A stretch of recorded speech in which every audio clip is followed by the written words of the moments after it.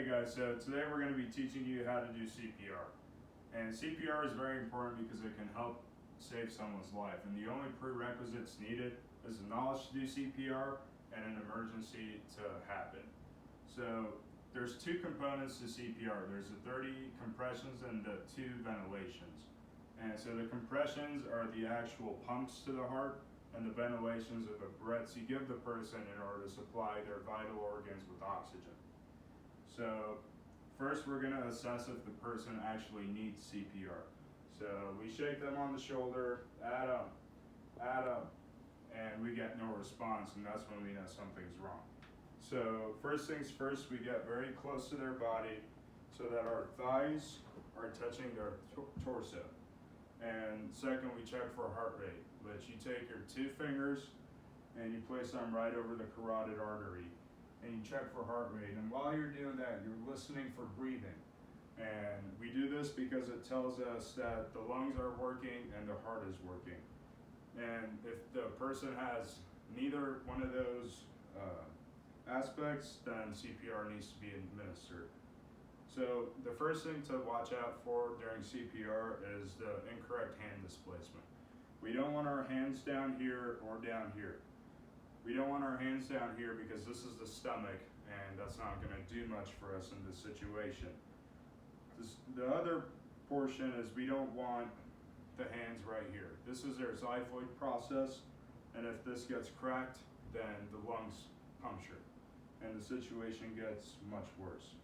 So the correct hand displacement is right in between the nipples, right in the middle of the chest on their sternum. So we take one hand and we grasp it with the other. And the trick with these compressions is that you need to go 2 inches deep in order to actually reach the heart, and you need to keep a steady pace. So throughout time, CPR has evolved many times. A couple of years ago, they believed that you need to do the compressions to the song Staying Alive, but it turns out that it's too slow. The compressions need to be on a faster rate.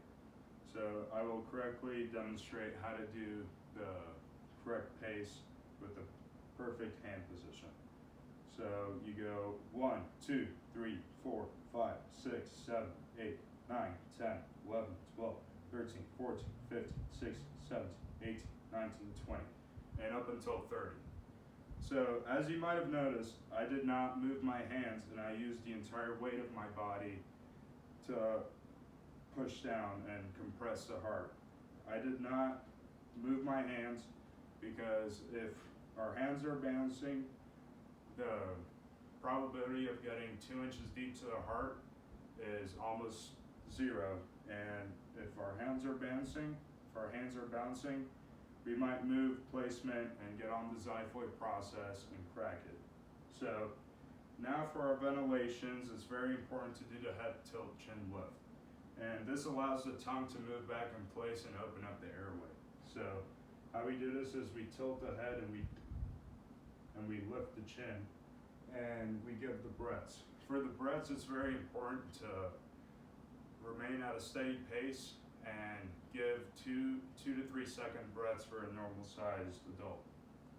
And so the lungs are like balloons, and they can only take up so much air. So that's why we do the 2 to 3 second breaths. So we will go breathe, blow, blow, blow, breathe, blow, blow, blow. And while you're doing the ventilations, it's very important to check that the chest actually rises, because that's what happens when we breathe. So once we've done 30 compressions and the 2 ventilations, we will go right back to the compressions. And hopefully in the meanwhile, someone has called 911 and EMS is already en route.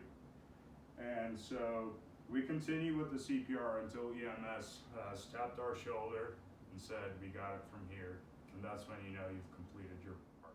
So the rate of 30 compressions to 2 ventilations and all the techniques used in the video have been suggested and taught by the American Red Cross, the National Safety Institute, and the American Heart Association.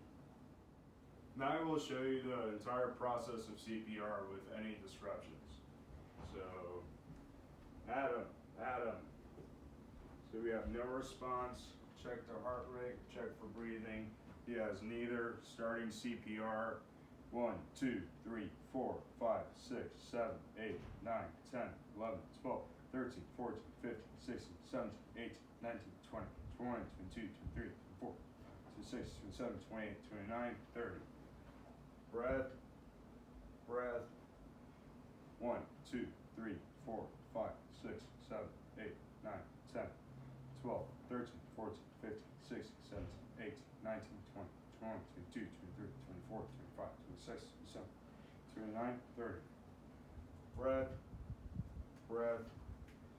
And you continue for 2 more cycles. A complete cycle of CPR is 5 cycles. So that is 5 times 30 and 5 times of the 2 ventilations.